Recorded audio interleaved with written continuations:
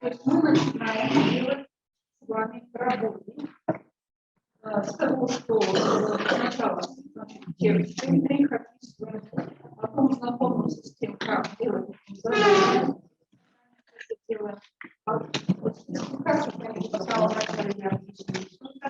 Затем мы как бы получаем результат этой работы, анализируем его, и дальше мы делаем такие рекомендации по поводу того, как это особенно то, что касается заданий. Ну, как бы первоначально, когда только вы получили, сейчас вот немножко закрепим, но все равно это трудно. Поэтому настраивайтесь, пожалуйста, на то, что будет. Нам надо за 2 дня вот этот цикл весь пройти, чтобы у вас было представление, начинать делать какие-то работы и задачи. Почему? Мы с вами моделируем работу, разработку, это что-то. А поскольку это разработка для мониторинга, она сложная, то если мы это сможем разрабатывать задачу, потому что там в основном уже текстовые задачи. Вопросы и пожелания.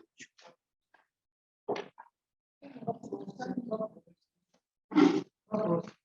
При разработке заданий нужно ли как-то связать с рабочей программой стандартами? Давайте мы сейчас, пока этого недостаточно, ладно, это следующая сложная работа. Мы пока нам бы с читательской грамотностью справиться, ладно? Потому что со стандартами, с остальными,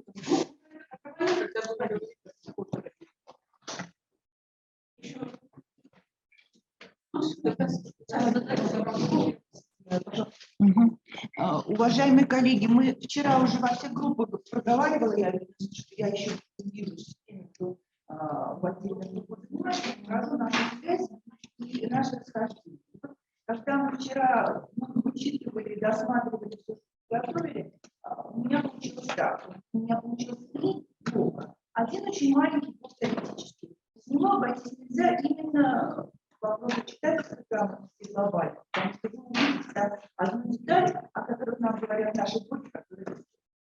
А потом мы думали, как же выделить специфические черты, на каких заданиях есть возможность это показать. И у нас будет тяжелая работа, во-первых, потому что распечатать весь этот объем было, в принципе, конечно, возможно, но представляете, 2 бумаги, печатать сидели, у вас два задания, одно из глобальных, одно из читательской грамотности. Это задание по читательской грамотности, оно существует, но оно еще как бы не опубликовано, и мы не можем его, ну, то есть я его вам покажу, да, но вот так вот сказать, что вы пользуетесь и так далее, вы не можете пользоваться, потому что коллеги его не довели и не выложили, как я понимаю. Наше задание готово, если вам понадобится, вы можете его спокойно использовать в своей работе.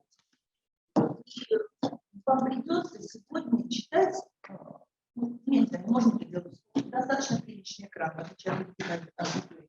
У нас у вас будет много чтения с экрана. Извините, вот тут я только могу сказать, простите, пожалуйста, потому что так получается, и как бы это единственный выход для того, чтобы вообще можно было прочитать. И переходим к теоретической части. Помните, у вас здоровые презентации лежат по глобальным. И я говорила, что вот это читаем, а вот это не читаем, потому что об этом мы поговорим немножко позже. Да? Вот здесь совершенно четко слайд взят из моей презентации глобально, особо глобально, а здесь о другом должна пойти речь у нас с вами сейчас. Потому что если мы посмотрим все наши 6 направлений, то пользуясь ранее созданной классификацией нашей страны, нам приходится, нам приходится говорить о том, что, как правило, делилось все, что связано с функциональной грамотностью, на 2 группы. Эти 2 группы выделялись достаточно условно. И это как бы 2 модели. Одна модель называлась интегративные компоненты, а другая модель называлась предметные компоненты. Интегративные компоненты должны сопровождать все, что можно сопроводить. Предметный компонент Две направления функциональной грамотности. И здесь вот мы говорим о самом читательской грамотности. Когда вы говорили о том, что из читательской грамотности никуда, и она лежит в основе всего, это правда, потому что это тот компонент, который интегративный, в полном смысле этого слова. Предметные компоненты. Почему? Вопрос засыпан. Почему предметные компоненты?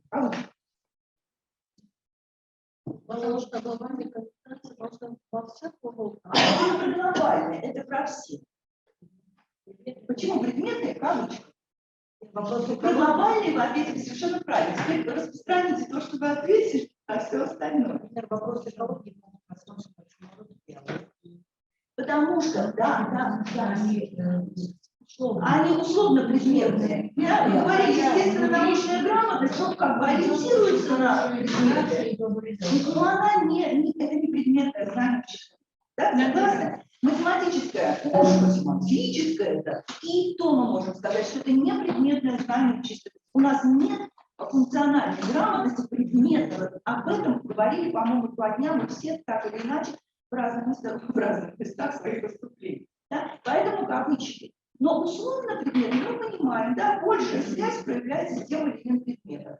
Пример я уже назвала, такой, да, не более живой, это математическая грамотность. Уже, естественно, научная грамотность это некий отход, потому что там не один предмет, как бы для ориентации, а много-много разных. Про читательскую тоже можно сказать, что она больше ориентируется на предметы определенные, но мы ее уже видели. Ну и вот дальше мы рассматривали, что там с нашими глобальными. Значит, сегодня мы с вами в ситуации, когда все остальные компоненты функциональной грамотности базируются на этом. Но глобальные оказываются в особом положении. Сейчас пока. Да, они нет, не сверх, они хуже, Еще хуже, если. Так, почему у меня. Ага, вот они. Посмотрите, пожалуйста, это результаты по основным областям и результаты в области глобальных компетенций. Ну, тут 2 группы показателей. Эти показатели очень близки. Российская Федерация синенькая, как всегда на примере Российской Федерации мы смотрим, и средняя по странам. Да? И посмотрите, читательская грамотность, математическая грамотность и, естественно, научная грамотность. Как объяснил нам наш мудрый психолог, как каждый компонент, базовый, основной компонент функциональной грамотности, влияет на какой вклад он вносит в глобальную грамотность. Какие компоненты функциональной грамотности глобальные оказывают особенно их видите, да? Больше того, когда я 18 годах начинала эту работу, первый из вторых вопросов, которые мне Галина Сергеевна задала, и которые она передо мной поставила, она спрашивала, а в чем разница? Таня, как ты понимаешь разницу между читательской грамотностью и глобальными компетенциями? В чем там вот это особенность? И я тогда бодрая была, я же много читала. Я очень бодро отвечала, что для читательской грамотности цель – это текст, а для глобальных цель – это другое. Вот что там другое, я пока еще сказать не могла. Ну, как будто это с мужеством. Неофита, когда кажется, что ну уже ответил на первых порах, как такое всегда становится. Вот текст, а у нас что-то другое. Потом я стала это другое вытягивать, стала их увидеть, а готовясь к нашей сегодняшней работе, я испугалась. Потому что я еще раз перечитала задание пожалуйста. И ужасно интересно. У нас все задания интересны. Читать их делать страшно, а читать их всегда интересно. Перечитала. И в некоторых случаях у меня прям вы сейчас поймете, почему я в такой степени смутилась. И тоже перепугалась. Нет, потому что, как учит другая моя коллега, когда мы видим вот это сходство, это для нас плюс, а не минус. Потому что это возможность для нашей интеграции. Вот для тех вопросов, которые вы ставили. И в этой группе вот, есть люди, которые говорили, а можно создать такое задание, в котором будут представлены все виды функциональной грамотности. Вот я думаю, что как раз для глобальных и для читательской это сделать даже проще, потому что там конструкт похожий. Сейчас посмотрим следующее. Ну и вот эта картинка, эта картинка, опять-таки, мы не будем вдаваться в глубинные тестологические подробности, но здесь мы видим разницу между наблюдаемым средним баллом и сказанным баллом глобальной компетенции. И вот все три грамотности вносят определенный класс грамотности, вносят определенный класс неких интеллектуальных навыков. И создается такой, помните, графики там рисовали с дисперсным делением, а потом Никита говорил, что вот можно провести прямую линию, так сказать, которая показывает. И вот на расстоянии от этого тренда будут ответы учеников, их результаты и так далее, и так далее. И можно предсказать, скажем, по ученикам, если ученик по основным видам грамотности, то есть читательской, математической, естественно, научной, набирает определенное количество баллов, какое количество баллов он наберет по другим грамотам. Вот в самом простом виде объясняю. И видели корреляцию между нами, между глобальными и читательскими? Она очень высокая. И по идее, да, если ребенок хорошо, то он должен и по глобальному быть хорошо. Почему я показываю вам картинку? Ну, для того, чтобы показать психологические вещи, тем более я вторичный передатчик, я не высокий. А для того, чтобы показать, что бывают странные движения. Или наоборот, бывают странные отклонения. В данном случае странное отклонение касалось вот чего? Внизу перечислены страны, которые которые они как бы показали значительное отклонение от предсказуемого. Понимаете? То есть, вот, судя по всему, наши дети должны предсказать. Почему? Это хороший вопрос. И ответить на него я сейчас не могу и не буду. Но, наверное, предположу так и позволю себе таким образом высказать такую гипотезу. Возможно, от того, что вот этой вот корреляции, реальной связи между читательской грамотностью и глобальными не чувствовали, не поняли, не работали над этим. Вот, возможно, и поэтому тоже. Ну, а теперь вот то, о чем я вас предупредила, и по поводу чего я... Ну, пожалуйста, компьютер, сделай что-нибудь. Не показывает нам следующий слайд. Маленькими попробовать. А почему? Что случилось? Так. Вот теперь получилось. И снова escape, да? Вот это. В смысле, да. И снова показ слайдов. Спасибо. Вы тут с нами так напрактиковались. Да. И это мы тоже с вами видели. Да? Нас не интересует сейчас в такой степени глобальные проблемы, хотя и по вопросам глобальных проблем у нас могут быть общая тематика и общие тексты с читательской. Но мы постарались выбрать все-таки что-то такое, что больше связано с межкультурными взаимодействиями. Я просто напоминаю вам вот это отобранное нами содержание. Вот наши сферы, да, семья, образование, социализация, взаимодействие различных культур, принадлежность к определенной культуре, традиции, обычаи и так далее, и так далее. То есть сама по себе тематика, она достаточно... Какое слово мы вчера придумали? Мы вчера придумали глобально компетентностно-центрированное, да? Ну вот тут получается читательско-грамотностно-центрированное. Вот, и никуда не денешься, сходство есть. Работу с информацией я пропускаю, и теперь наполнение банка заданий. Это то, что у нас лежит на платформе Рэш. Тут двойная нумерация, и различаются шрифты, потому что одни задания старенькие, а вот вторая группа заданий, где снова начинается 1, 2, 3, 4, это задания новенькие. Да? И вот я понимаю, что сейчас мы просто как дети играем в игру. Да? Угадай, про что может быть задание. Но, если честно, коллеги, даже ориентируясь на наши вот эти заголовки, можно понять и можно поискать, сократив для себя поиск, что-то, что может понадобиться и может пригодиться, и может помочь вам как в работе в классе, так и в внеклассной работе. Да? Вот какое-то задание возьмем, посмотрим, что в нем есть такого интересного, и, возможно, мы приложим его на наших занятиях и по читательской грамотности. И вот вопрос абсолютно на засыпку. Как вы думаете, какие, вот перед вами списки заданий по классам, да? Можете взять какой-то один класс для себя, не смотреть, не читать все подряд. Вот какой интересен, такой возьмите.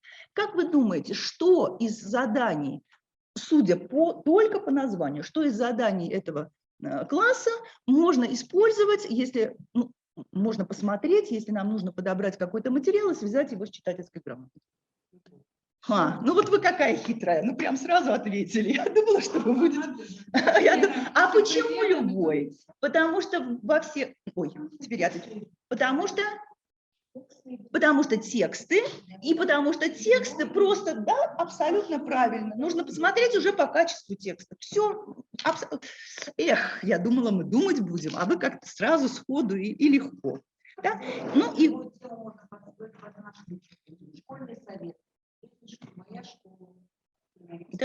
Да.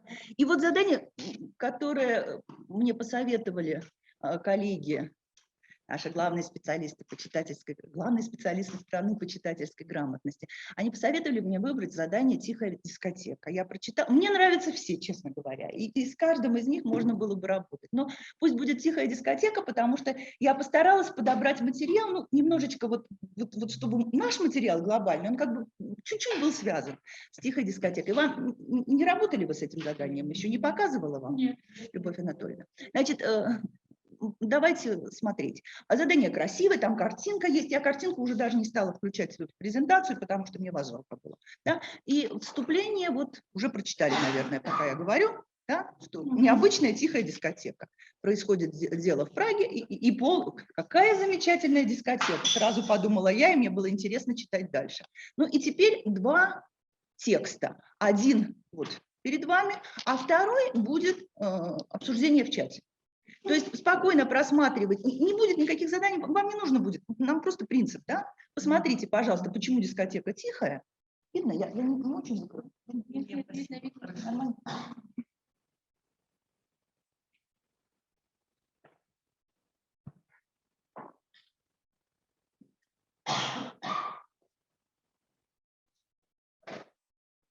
Боком неудобно, да? А выйдите сюда. Возьмите стул, выйдите сюда, конечно. И прям можете здесь оставаться пока что. Занимайте вот здесь места. Нам, главное, коллегам не перекрыть обзор. Потому что иначе вам... Садитесь на мою.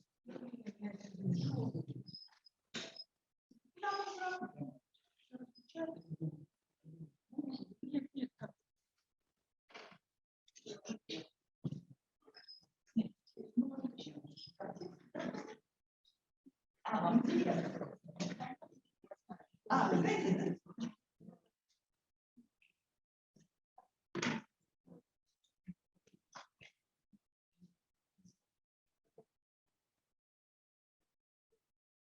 знаете, потому что я читаю.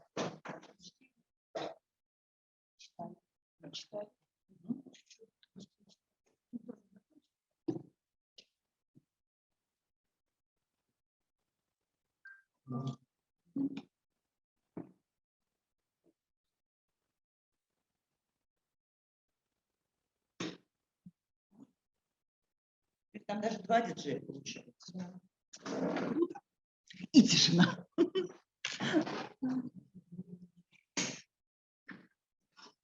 Так, все, смотрим второй.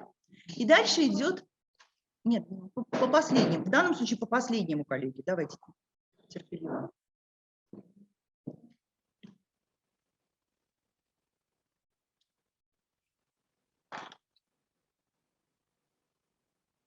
Угу.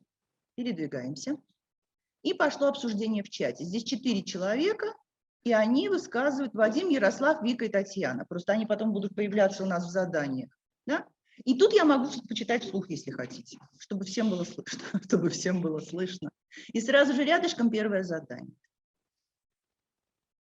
Прочитал статью «Уже дискотеки в наушниках». Интересно. Ярослав. Скоро люди вообще разговаривать друг с другом перестанут. И в транспорте уже все в наушниках. Меня это раздражает сильно, особенно если рядом стоит и музыка на весь вагон. Или встанет, это точно, и встанет у двери и не выходит, а докричаться невозможно. Или сядет, в окно уткнется и ничего не видит, а рядом стоит бабуля с сумками. Вика. Так спокойнее, без ушек весь этот шум, гомон, ругань вокруг – это кошмар. Это самые ужасные дни, когда я забывала наушники дома. Мне не интересны разговоры других людей. Да, еще я не хочу слушать чужую музыку. Кстати, если человек в наушниках не реагирует, можно его аккуратно коснуться. Мы, любители наушников, это воспринимаем лучше, чем размахивание руками перед лицом. И Татьяна. Наушниками люди создают иллюзию своего личного пространства, которого так не хватает как раз, например, в общественном транспорте. Когда настроение очень плохое, просто хочется отгородиться ото всех. Как водитель лично бы снимала наушники с пешеходов. В этом своем пространстве они не оценивают реальных опасностей. Вот 4 суждения. Как у нас было в глобальных, да, выявлять разные точки зрения, мнения, перспективы, да? Так, значит, вопрос. Какую проблему обсуждают участники чата? Отметьте один правильный ответ.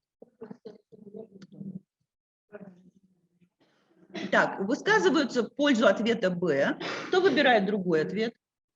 Какие еще есть мнения, коллеги? Б. Трудности общения людей. Согласны? Согласны. Поехали дальше. Ну, он и есть правильный, конечно. Ну, конечно. Так, а теперь я взяла первое задание из задания глобальных «Поговорим вежливо».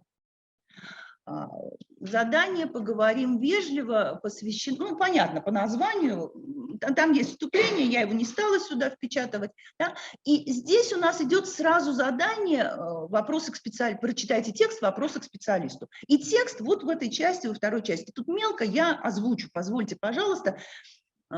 Ученый-филолог Юлия Владимировна Щербинина рассказывает, лекции и тренинги по культуре речи обычно начинаются с таких вопросов и просьб. Приходится воевать с коллегами, как поставить их на место. Надо как-то ответить соседу-грубияну, достал уже. У меня словесные баталии с дочерью, можно ли как-то на нее воздействовать? В доме скандалит и скандалит, надо что-то делать, подскажите нужные слова. Особенно удивила меня своим рассказом одна немолодая участница. Вот ее слова. Езжу на работу на трамвае в час пик. Даже заходить в вагон не хочется. Все, кто внутри, ничего хорошего тебе не пожелают. Да и чего ждать от этих хамов? У вас есть в читательской грамотности классификация текстов? Да? Вы каким-то образом... Вот это как... Научите меня. Это какой текст? Сплошной. А то, что в нем вот эти вот цитаты приводятся, высказывания, это все равно сплошной. Все равно. Все.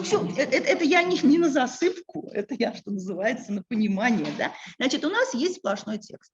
И к этому сплошному тексту задание. Какое из приведенных ниже суждений может лучше всего объяснить, почему ученый-филолог была особенно удивлена рассказом одной участницы? Мы пока ответы не читаем, да? А скажите, пожалуйста, что общего между заданием к предыдущему тексту, то есть тексту по читательской грамотности, и к заданию по глобальным?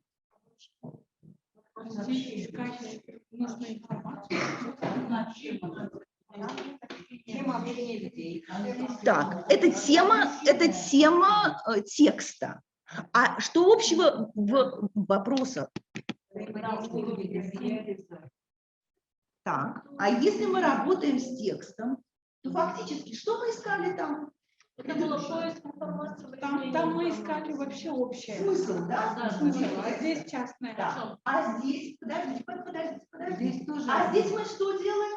Мы тоже ищем смысл. Да, Да? Но только это будет выражено по-другому. И цель поиска будет, наверное, какая-то немножко будет, как акценты расставлены, да? Чувствуете, как акценты расставлены. И вот на самом деле таких вариантов вопросов у нас достаточно много, которые смещены в сторону межкультурных взаимодействий, потому что у нас вопрос, что удивило, да, вот найдите по смыслу, почувствовать. Но на самом деле мы ищем информацию, которая показывает нам смысл всего вот этого, да, всей этой ситуации. Так, Ну и ответы, давайте тут. Ага. Она удивилась, потому что у рассказчицы было негативное представление о людях, которые она даже и не видела. Да, еще не заходя, а уже они там все хамы. Да. Это, кстати, и цитаты, и книжка, и беседа вот моя с Юлией Щербининой, это чистая правда. Так, и посмотрите, пожалуйста, я сравнила специально характеристики заданий. Да? Знакомые вам характеристики заданий по читательской грамотности и незнакомые, потому что мы практически не влезали в характеристики заданий по глобальным, а просто пробежали. Да? Посмотрите, как это устроено. Вот меня интересует, почему в первом случае контекст общественный, а в случае с глобальными компетенциями контекст личный. Угу.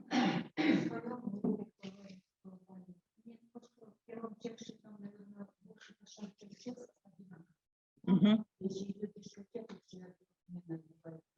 Угу. А здесь характеризует. Она уже, видимо, хотела, чтобы состоялся диалог, но она уже заранее настроила себя на то, что это такого диалога не будет, потому что несколько агрессивного порядка. Поэтому здесь несколько локализованная ситуация. Да, вот вы все время говорите, что здесь, здесь это во втором случае, правильно? Да. Значит, пускай остается такой ответ, я думаю, что мы не будем дальше продолжать, пускай остается последним, первым последним этот ответ, мы не будем дальше продолжать, но вы еще раз подчеркиваете, что там как бы получается шире, а здесь получается более конкретно, потому что выходит на конкретные мнения, на конкретные события. Скажите, пожалуйста, а в читательской грамоте, вот тут я опять-таки не знаю, это я не провоцирую, я интересуюсь. В читательской грамотности может быть такая ситуация, когда интересуются только отдельным вот конкретным мнением? Конечно, конечно. Это просто вот тут просто задание разносмысленное, а так можно. И посмотрите объект оценки.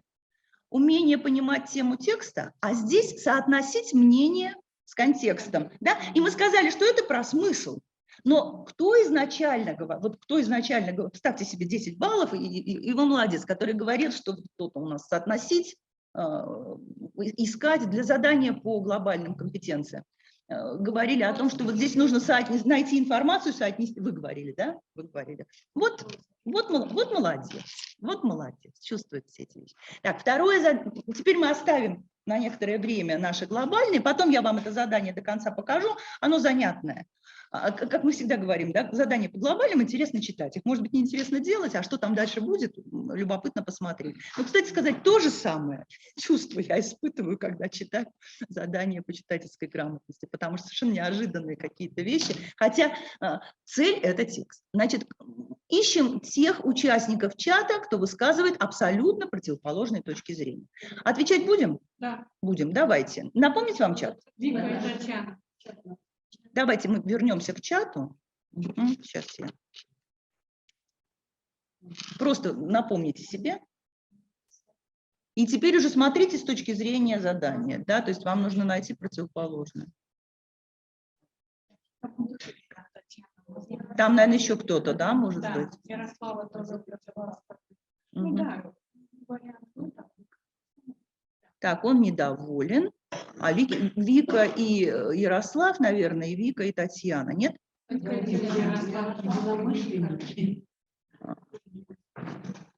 Единомышленники, вы думаете?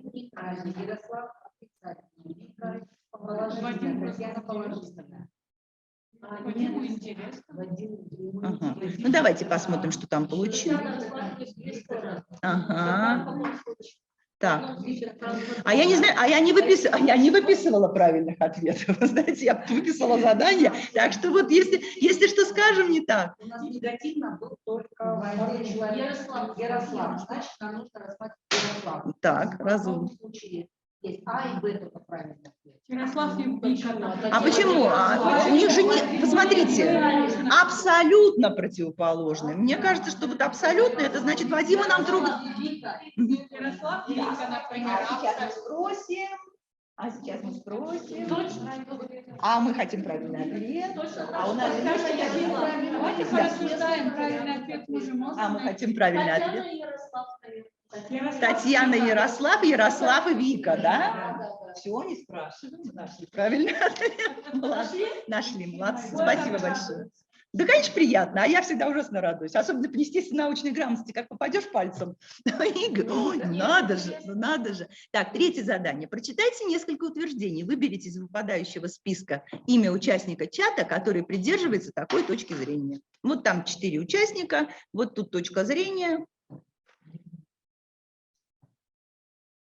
Тяжело, вот, тяжело без текста. Текст должен быть перед носом. Все равно мы помним, да. Да не должны мы, конечно, ничего. Не должны мы. Вот виновата. Виновата.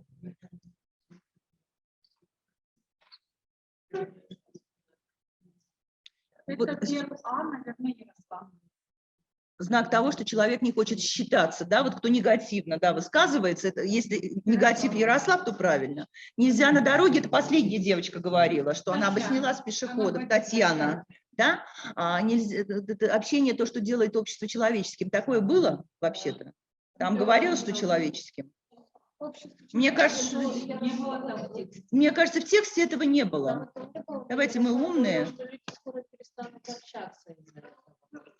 Давайте искать. Значит, у нас высказывание общения то, что делает общество человеческим.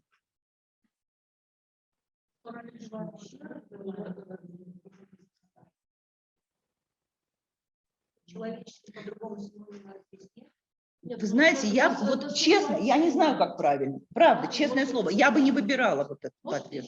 Да, да, могу.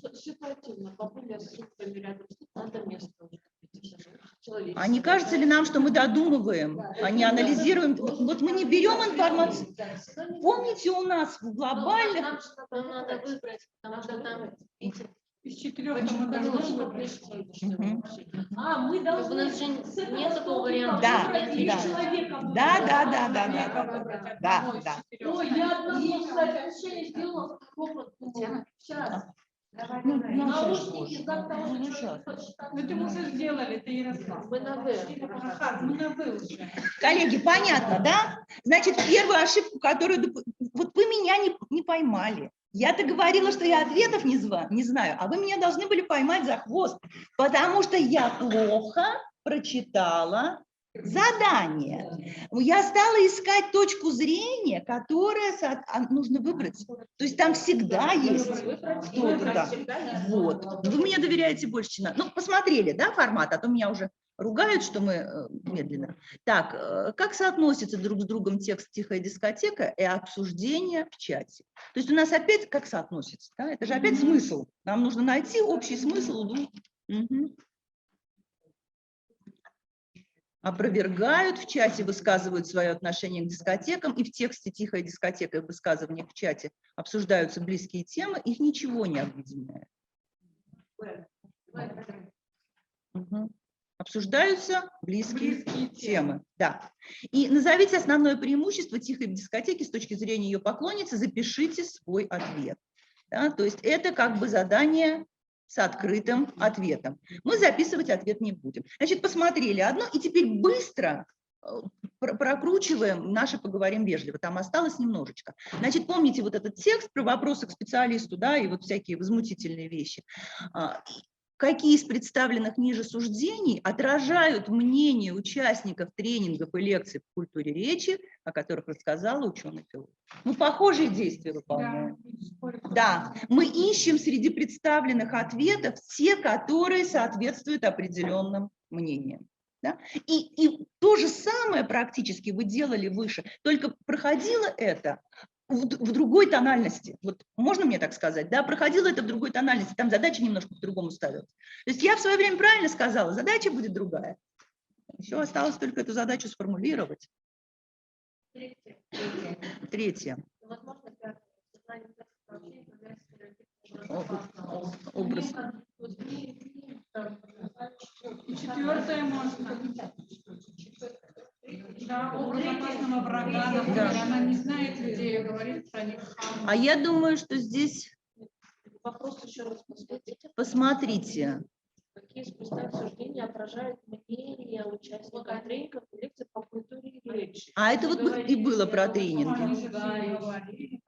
Что сказать обидчика? Найдите подходящие слова для обидчика. У них же у всех есть образ опасного врага.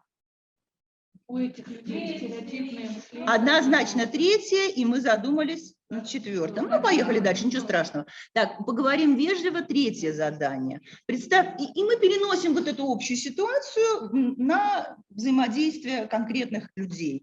Представьте, что поспорили два одноклассника, спор начал перерастать в ссору, участники перешли от высказывания мнений по существу спора к нападкам друг на друга. Вам нужно дать одноклассникам совет, который поможет им удержаться от ссоры, используя одно из правил позитивного общения. И основа позитивного общения, вон правила, да, перечисленные. Взаимоуважение собеседников, понимание функций собеседников, понимание цели общения, вежливость, учет интересов другого в диалоге, неагрессивная интонация речи. Два вопроса. Какую из предложенных рекомендаций вы считаете самой существенной и используете? И какую из предложенных рекомендаций позитивного общения вы считаете не самой существенной и не используете? Что плохо в вопросах? Я могу считать самой существенной и не использовать, а кто-то может считать не самой существенной и использовать. То есть это не очень хорошая вещь на самом деле, это не чистая вещь. Но тем не менее как-то вот выходить из дела надо. И ребенок выбирает себе какую-то из предложенных рекомендаций и поясняет свой выбор. Почему? Сейчас я бы по-другому спросила. Да. Нужно выбрать и аргументировать, совершенно верно. Вот. Но посмотрите, здесь на самом деле, здесь, в принципе, все можно выбирать. Да? Представляете, как нам ответ было писать? Представляете, как нужно было писать ответ? Да. Какой нюанс? Конечно, есть нюансы. Да, есть нюансы. Тут все правильно. Да, предложила, объяснил. Нет, мы там прописали побольше немножечко, но общий подход именно так, там деваться некуда. Тут все вообще предсказать невозможно. И в этом плане лучше, чем приведите примеры, потому что примеры нужно приводить самим, а это проще. Да, и вы видите, как мы уходим от текста в сферу, как бы и у нас подпитка есть текстовая, и материал есть текстовый, но мы уходим в сферу взаимодействия людей, и мы анализируем другое. Да? Вот начали как бы везде поискали смысл, и с точки зрения информационной одну и ту же задачу выполняем, а потом другая задача функциональной грамотности. Так, значит, дальше нужно будет выбрать, какие приемы общения могли помочь участникам Дня вежливости. А День вежливости будет описан, опять-таки, или был выше, или я его даже не вступила. Значит, идея с Днем вежливости очень простая. Там вспоминает человек, как в 90-е годы он ездил в трудовой лагерь, и там были веселые учителя, они придумывали всякие вещи. Вот один раз они встали утром под громкий крик: «Здравствуйте, дорогие наши все, у нас сегодня день вежливости», и нужно было говорить всем абсолютно вежливо, то есть весь день они говорили исключительно вежливо. И вот этот участник рассказывает о том, что можно было не участвовать, никто не заставлял, а мы все, вот он говорит о том, что я даже сочинение так не писал, так не выбирал выражения, как я ходил и думал, как обратиться к людям. И у него самый такой интересный момент: а если ты хочешь сказать что-то плохое, каким образом ты это можешь сделать? И он делает вывод, что даже плохое можно сказать очень-очень вежливо. Ну, вот такой вот текст. Да? Да. Использовать ехидные колкие замечания, но улыбаться, когда произносишь. Никогда не... Так. Опять-таки, смотрите, задание на приемы, которые могли бы помочь участникам вот этого Дня вежливости что-то такое сделать. Посмотрите задание потом. И последнее. На занятии с восьмиклассниками школьный психолог привел высказывание из книги «Речевая защита». Вполне очевидно, что полностью изжить речевую агрессию, избавиться от нее ни в повседневно-бытовом, ни в профессионально-деловом общении невозможно. Однако предупреждать, сдерживать, контролировать агрессию в своей и чужой речи вполне посильная задача для каждого из нас. Да? Ну, то есть вы видите воспитательный пафос задания, его воспитательный потенциал. То есть мы так или иначе стараемся показать детям, что в общении лучше быть вежливым, чем невежливым. Абсолютно тривиальная истина. И эту тривиальную вещь нужно было подать каким-то образом. И опять-таки мы практически уходим от того, что вот текст, вот в тексте содержится информация, нас интересует точка зрения, мнение и в конечном счете оценка определенного рода взаимодействий. Ну и вот тут какие-то ответы даем. даются, которые объясняют или не объясняют, почему можно контролировать или научиться контролировать речевую агрессию. Так, давайте сделаем вывод. Сделайте, пожалуйста, вывод. К какому выводу вы пришли, поговорив вот эти 40 минут и посмотрев какие-то моменты? А каким образом? Вы знаете, вот мы сейчас как раз, да. Не надо после интеграции, разделения, это глобально, это читательское. Если попадется такой удачный пример,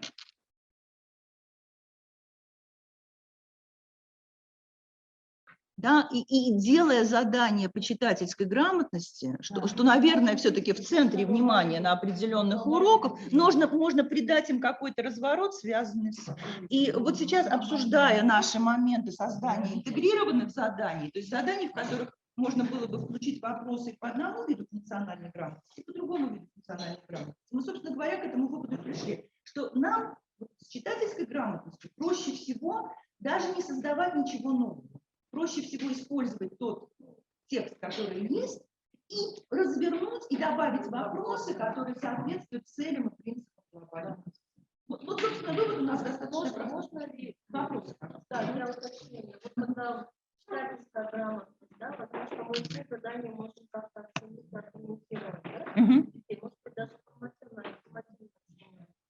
А в глобальном компетенции, когда мы проверяем, мы не должны, наверное, забывать, что отношения ценности не оцениваются, когда ребенок рассказывает. То есть мы можем просто эти моменты обсудить. Но если ситуация... Да. Информативность, не суммативность. Да, согласна с вами. Еще какие-то идеи есть по этому поводу? А вы чувствуете, что вы сами могли бы, ну, то есть если вы работаете с заданием по читательской грамотности, вот в принципе в данной ситуации учитель достаточно свободно может свой вопрос подбросить, который поможет вот дотянуть. Да, подтянуть это, да. И действительно это достаточно, ну, сложно, потому что всякое нюансировано, но сделать-то можно. То есть тут проблем никаких особенных нет. Нужно просто понимать, что ты можешь это сделать и видеть, как сегодня сказали, да, не навредить. И видеть, что ты не вредишь в данном случае. Но я думаю, что тексты по читательской грамотности, они тоже на ценности нас выводят. Они просто не ставят это своей задачей. Вот, собственно, то, чем я хотела. Спасибо вам огромное, потому что у меня был вот этот вывод, он немножечко такой пафосный, да, и как бы сразу сказать, что так, бездоказательно, я бы не хотела, я бы его не делала. Но вы сами к этому выводу пришли. Спасибо вам большое.